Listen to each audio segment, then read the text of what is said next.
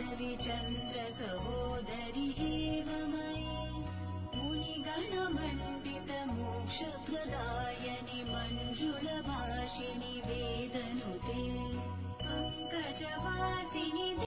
सुमनसवन्दित सुन्दरि Madhavi चन्द्र सहोदरि हेममयी मुनिगणमण्डित मोक्षप्रदायनि मञ्जुलभाषिणि वेदनुते